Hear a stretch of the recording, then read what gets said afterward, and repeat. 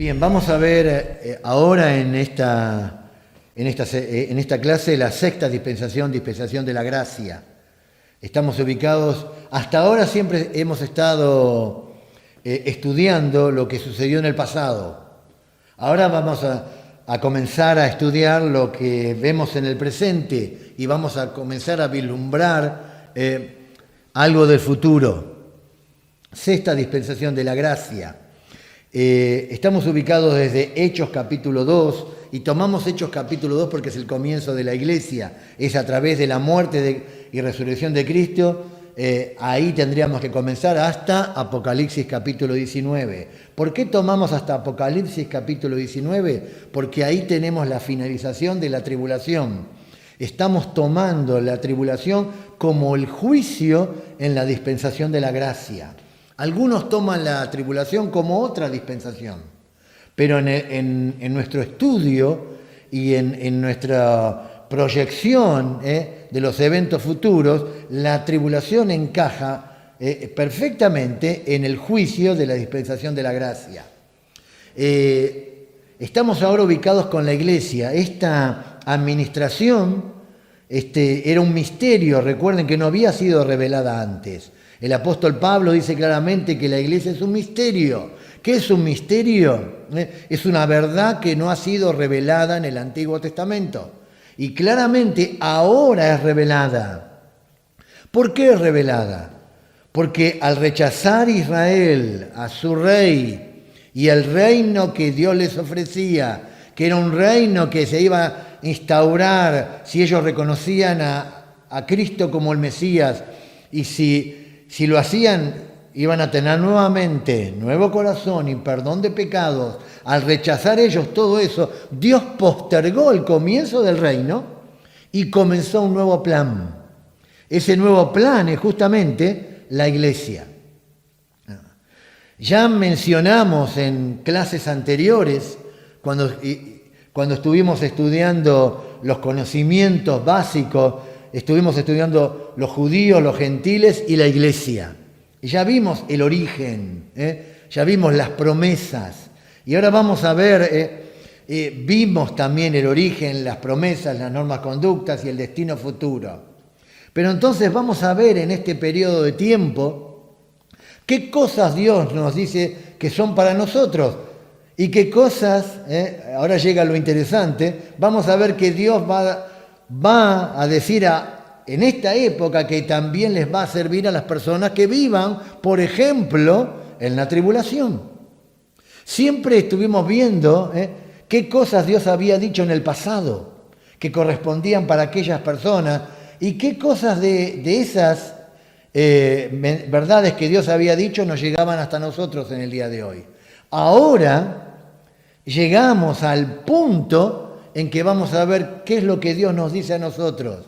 Y algunas cosas que Dios nos dice a nosotros también tienen aplicación para las personas que vivan después de nosotros. Entonces vamos a ver aplicaciones limitadas y aplicaciones universales de la dispensación de la gracia. Aplicaciones limitadas.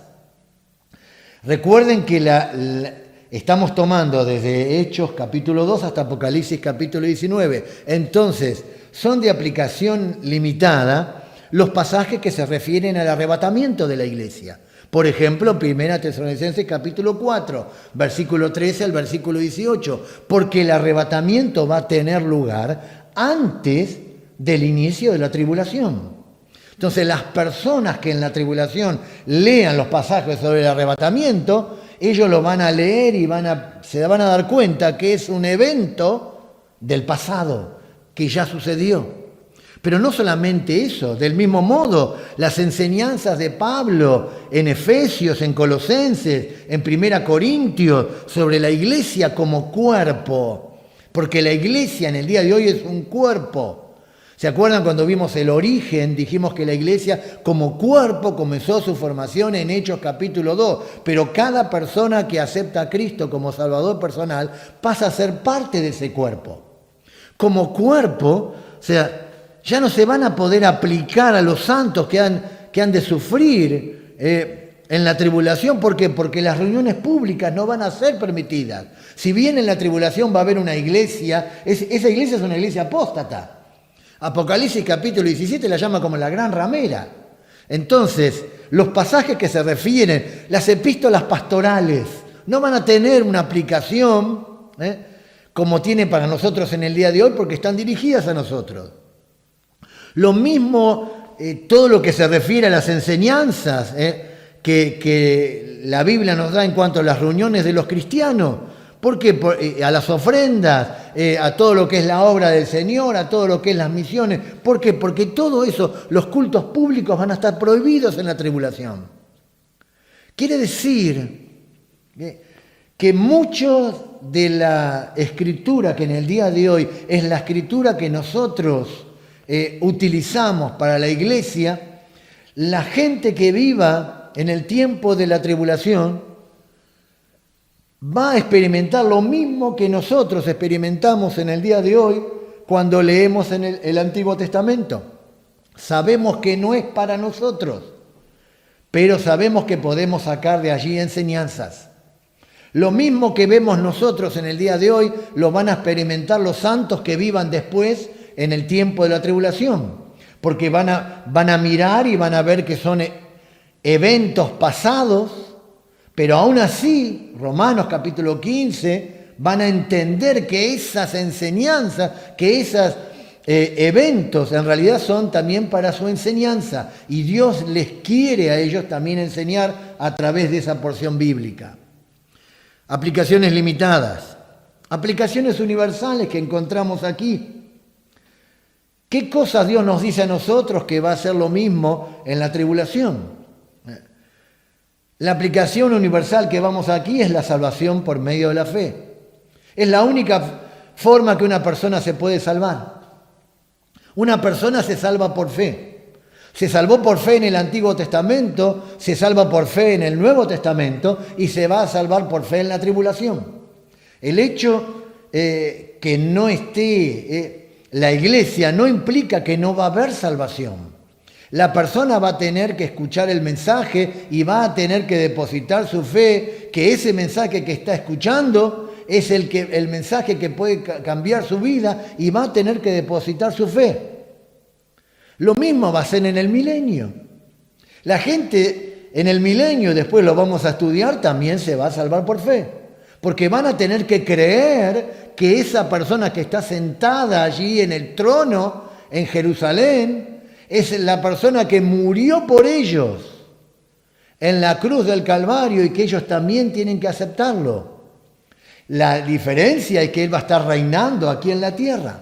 Entonces, la salvación por medio de la fe es de aplicación universal. El mensaje, después vamos a ver qué mensaje se va a predicar.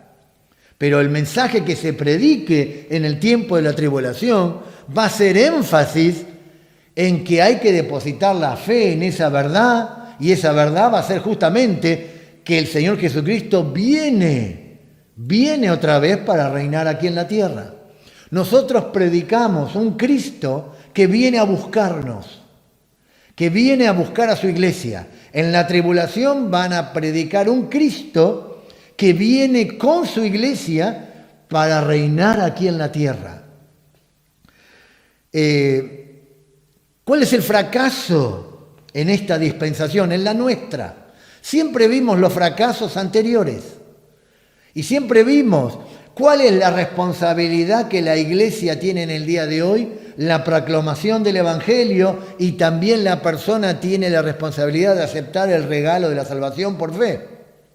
Pero el fracaso que encontramos acá, en nuestra dispensación, es el rechazo de la salvación. El hombre hoy día, pese a todos los medios de comunicación y pese a todas las condiciones favorables en el día de hoy, el hombre deliberadamente rechaza la salvación. Nunca ha habido un tiempo en el cual la palabra de Dios se predique con tanta intensidad y a través de tantos medios como en el día de hoy. Pero vemos claramente el rechazo sistemático a la palabra de Dios. Pero no solamente es el rechazo a la palabra de Dios de parte de las personas, también la iglesia fracasó. Vamos a ver el fracaso de la iglesia. ¿Por qué? Porque en muchas iglesias hay una apostasía abierta y hay un enfriamiento claro hacia las verdades bíblicas y una inclinación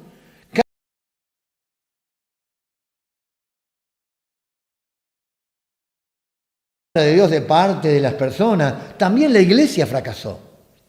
Vamos a ver el fracaso de la iglesia. ¿Por qué? Porque en muchas iglesias hay una apostasía abierta y hay un enfriamiento claro hacia las verdades bíblicas y una inclinación cada vez mayor hacia las cosas del mundo. Entonces, el fracaso en la dispensación de la gracia es el rechazo de la salvación y la apostasía. ¿Cuál es el juicio en esta dispensación? La tribulación. Sobre este mundo incrédulo, Dios va a comenzar a derramar sus juicios apocalípticos cuando la iglesia verdadera ya no esté. Dos pasajes que podemos utilizar para mostrar que la iglesia no va a pasar por la tribulación. Allí en 1 Tesalonicenses nos habla claramente, especialmente en los eventos futuros. Pablo está explicándoles a estos creyentes cómo iban a ser los eventos futuros. Y en capítulo 5, el capítulo 4 de 1 Tesalonicenses nos habla sobre el arrebatamiento. Muy claro la venida del Señor, versículo 13 al versículo 18, cómo va a ser esa transformación en un momento. Después vamos a desarrollarlo un poco más. Pero en el capítulo 5, versículo 9 dice, porque no nos ha puesto Dios para ira, sino para alcanzar salvación por medio de nuestro Señor Jesucristo. Está hablando en el contexto, fíjense, del día del Señor. Después vamos a explicar lo que es el día del Señor. Está hablando de una serie de eventos que van a ser los eventos futuros y la iglesia no va a pasar por todo eso. Otro pasaje es en Apocalipsis, capítulo 3. Dice claramente, en Apocalipsis, capítulo 3, versículo 10, dice, por cuanto has guardado la palabra de mi paciencia, yo también te guardaré de la hora de la prueba que ha de venir sobre el mundo entero para probar a los que moran sobre la tierra.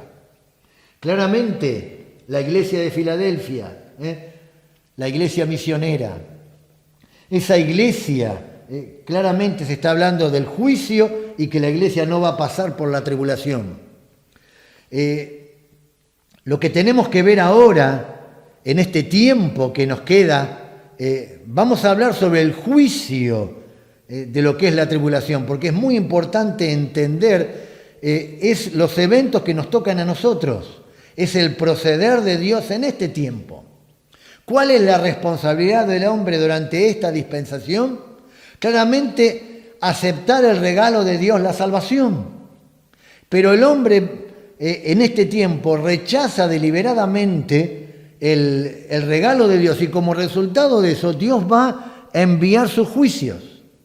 Entonces, vamos a ver en este estudio qué es lo que va a pasar en la tribulación. Permítanme mostrarles un gráfico y a través de ese gráfico tenemos una idea más o menos de lo que es el periodo de la tribulación. Fíjense allí en ese gráfico que ustedes lo tienen en la plataforma, lo tienen como parte de su material, así que lo pueden buscar ahí y lo van a tener ahí. Pero justamente ustedes tienen la edad de la iglesia, y después de la edad de la iglesia, ustedes tienen el arrebatamiento. Y si ustedes se fijan, hay dos flechas, una flecha para abajo, una flecha para arriba. Y en el arrebatamiento, fíjense que el arrebatamiento, las flechas no llegan a la tierra. ¿Por qué? Porque el arrebatamiento es en el aire. Luego del arrebatamiento comienza el período llamado de la tribulación, que son 7 años, y ahora vamos a estudiarlo. Y después del arrebatamiento y después de la tribulación, sí tenemos la segunda venida del Señor Jesucristo, que es justamente acá a la tierra. Por eso la flecha llega acá a la tierra para comenzar su reino milenial. Entonces, la tribulación.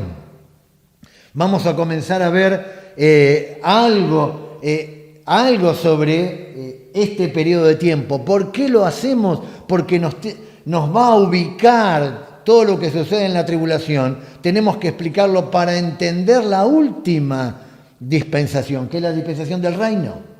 Si entendemos un poco lo que va a suceder en ese periodo de tiempo y lo que va a suceder con esas personas, vamos a tener un panorama claro de los eventos y de las personas, cómo esas personas van a pasar de la tribulación, van a pasar al reino milenial.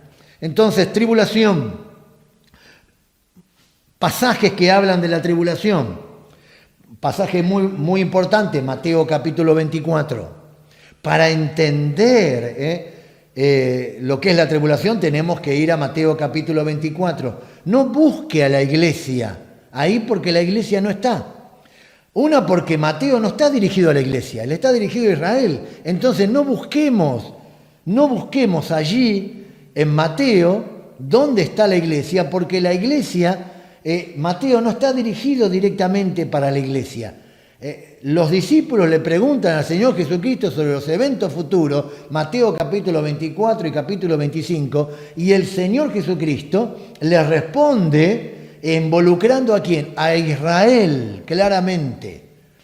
Entonces, Mateo capítulo 24, Marcos capítulo 13, Lucas capítulo 21, nos hablan sobre lo que es tribulación, y también Apocalipsis capítulo 6 al capítulo 19. Desde el capítulo 6 de Apocalipsis hasta el capítulo 19, usted va a encontrar, o vos vas a encontrar en terreno bíblico, por llamarlo de esta manera, todo lo que es la tribulación. Si usted quiere saber, cuando leas Apocalipsis, cuando estás desde el capítulo 6 al 19, ahí tenés que ubicar los eventos que suceden en la tribulación. Capítulo 4 de Apocalipsis es el arrebatamiento. Capítulo 5 son las escenas gloriosas de la iglesia en el cielo contemplando a su Salvador. Pero capítulo 6, Juan deja la mirada en el cielo y vuelve otra vez la mirada acá en la tierra y arranca desde el capítulo 6 hasta el capítulo 19 esos 7 años de lo que es lo que va a suceder. Cuando uno va a la Escritura, por supuesto, hay mucha información de lo que es la tribulación. Pero entendamos, este estudio no pretende ser un estudio de escatología, o de eventos futuros, o de apocalipsis.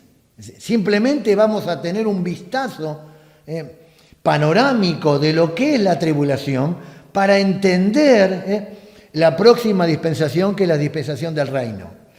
Entonces, hay mucha más información que ustedes van a poder encontrar estudiando los eventos futuros. Esto es simplemente un vistazo de eso, desde Apocalipsis capítulo 6 al capítulo 19, qué es lo que va a suceder en ese tiempo que indudablemente se está aproximando a pasos agigantados. Tribulación. ¿Qué otros pasajes nos hablan sobre tribulación también? El libro de Daniel. Es indudable que Daniel habla como ningún otro sobre este tiempo. Allí, en la profecía de Daniel, en el capítulo 9, Daniel va a comenzar a hablar sobre las 70 semanas de Daniel.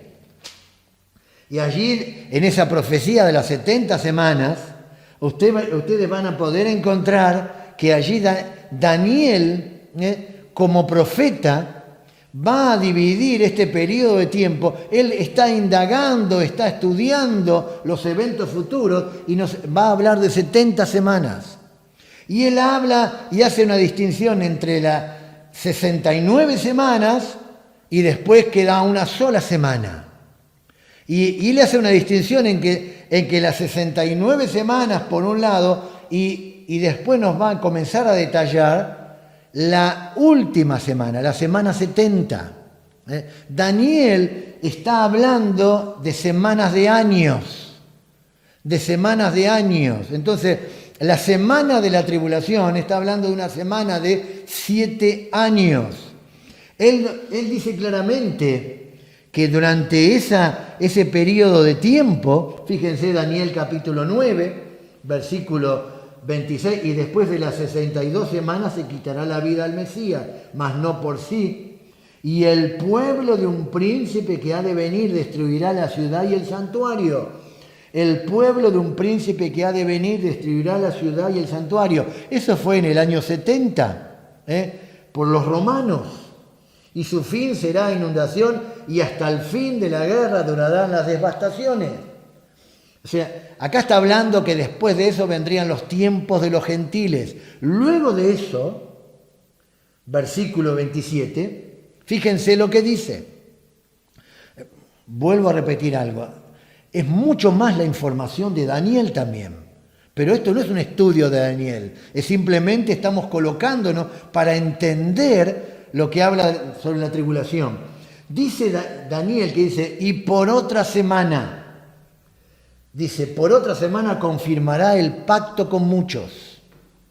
Dice, y a la mitad de la semana hará cesar el sacrificio y la ofrenda, después con la muchedumbre de las abominaciones vendrá el desolador hasta que venga la consumación y lo que está determinado se derrame sobre el desolador. ¿Qué está diciendo versículo 27? Simplemente Daniel está mirando hacia el futuro y el Espíritu de Dios le declara claramente que hay una semana en el programa profético, que en esa semana Dios va a el anticristo va a confirmar un pacto con Israel. Y ese va a ser el inicio de lo que es la tribulación. Al inicio de la tribulación, Daniel divide la tribulación en 2 partes. Porque dice que en la primer parte el anticristo va a hacer un pacto con Israel. En ese pacto les va a prometer la paz, la seguridad y la tranquilidad. ¿Por qué? Porque hoy día Israel no lo tiene. Está rodeado por naciones árabes y está rodeado constantemente de peligro. Pero va a llegar un momento que este personaje político va a emerger en el escenario y va a hacer un pacto con Israel. Israel incluso lo va a reconocer ahí como su Mesías. Pero fíjense que la segunda parte del versículo 27 dice, a la mitad de la semana hará cesar el sacrificio. Si hace cesar el sacrificio, quiere decir que Israel va a haber reedificado ya su templo, porque está ofreciendo sacrificios.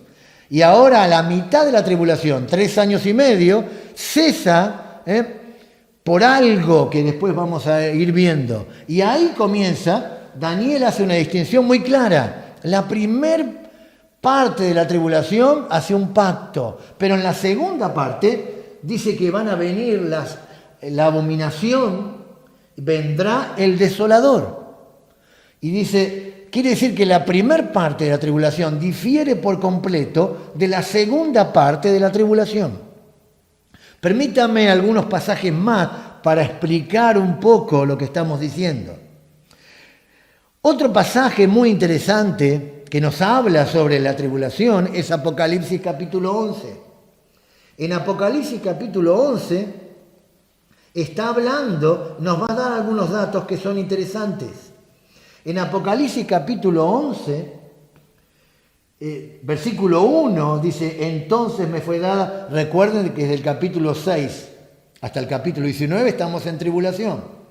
O sea que acá estamos en la tribulación. Entonces me fue dada una caña semejante a una vara de medir y se me dijo, levántate y mide el templo de Dios. O sea que en la tribulación va a estar el templo. Dice, pero el patio que está fuera del templo, déjalo aparte y no lo midas, porque ha sido entregado a los gentiles.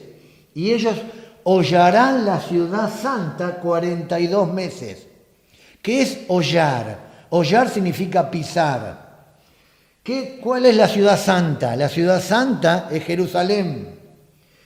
Y 42 meses son 3 años y medio. Ahora fíjense, versículo 3, y daré a mis 2 testigos que profeticen por 1260 días vestidos de cilicio. 1260 días son 3 años y medio. Ahora, fíjense que Juan, en el Apocalipsis, está dividiendo la tribulación lo mismo que lo hizo Daniel. Daniel está hablando de un pacto que va a ser el anticristo con Israel, y a la mitad de la semana ese pacto se quiebra. Daniel está hablando de semanas, de años. Pero ahora Juan nos va a dar un poco más de lo que va a suceder en la tribulación, porque dice que durante 1260 días va a haber 2 testigos que van a predicar, y después sabemos que van a hacer milagros, y sin duda te estás preguntando quiénes son esos testigos, y un montón de preguntas más, pero durante 1260 días va a haber 2 testigos. Pero después dice, en el versículo 2 también nos dice que por 42 meses la ciudad santa será hollada, pisada. O sea que en la primer parte de la tribulación lo que está diciendo es que va a haber 2 testigos. Y esos 2 testigos van a justamente a hacer un gran ministerio que después vamos a ver. Pero también nos dice que en la segunda parte de la tribulación, versículo 2, la ciudad de Jerusalén será hollada, será pisada, será pisoteada. ¿Por cuánto? Por 42 meses. Daniel nos dijo que en la primer parte de la tribulación iba a haber un pacto del anticristo con Israel. Y en la segunda parte a la mitad se quiebra el pacto y comienza la abominación. Después vamos a ver qué es la abominación. Juan está diciendo, nos está dando datos. En la primer parte de la tribulación va a haber 2 testigos que van a predicar por 1260 días. Recuerden que son años proféticos, son años de 360 días. Y ellos van a profetizar y van a hacer señales y todo. Pero también nos dice en el versículo 2 que durante 3 años y medio la ciudad de Jerusalén será devastada. O sea, está hablando de los 7 años, los está dividiendo en 2. La información también clara en cuanto a la tribulación la tenemos por parte de nuestro Señor Jesucristo. En Mateo capítulo 24. Él allí en Mateo capítulo 24, Él nos va a dar información clara en cuanto a esto. El Señor Jesucristo también va a dividir la tribulación en 2 periodos. El primer periodo lo va a llamar justamente principio de dolores. Mateo capítulo 24, versículo 8. Ahora usted lee capítulo 24, los discípulos le preguntan cuándo iban a hacer estas cosas, las señales que él estaba anunciando. Versículo 3, y estando él sentado en el monte de los olivos, los discípulos se acercaron aparte diciendo, ¿cuándo serán estas cosas y qué señal habrá de tu venida y del fin del siglo? Fíjense que ellos, y recuerden que ellos no tenían el panorama de la iglesia, porque Dios no había hablado todavía, Dios no había revelado el concepto de iglesia, el rapto. Ellos están hablando de la venida de Cristo para instaurar su reino. Y entonces vemos acá que el Señor Jesucristo comienza a hablar. Mirad que nadie os engañe, porque vendrán muchos en mi nombre diciendo yo soy el Cristo, y a muchos engañarán, y oiréis de guerras y rumores de guerras. Dice, mirad que no os turbéis, porque es necesario que todo esto acontezca, pero aún no es el fin. Muchas veces escuchamos que este pasaje se aplica para el arrebatamiento. ¿Está mal? No, no está dirigido hacia el arrebatamiento. ¿Entienden lo que quiero decir? Acá ya el arrebatamiento pasó. Acá está hablando de la tribulación. En la primer parte de la tribulación va a ser todo esto.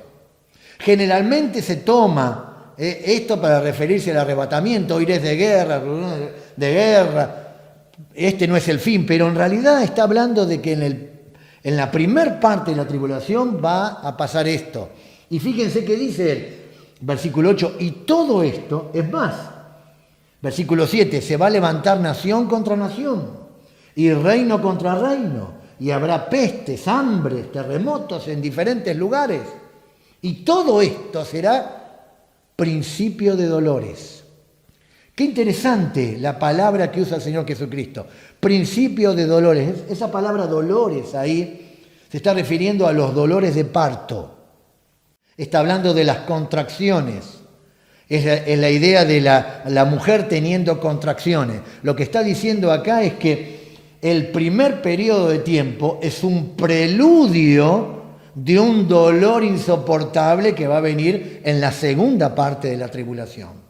Entonces, en nuestro próximo estudio vamos a ver cómo el Señor Jesucristo llama a la segunda parte de lo que es la tribulación.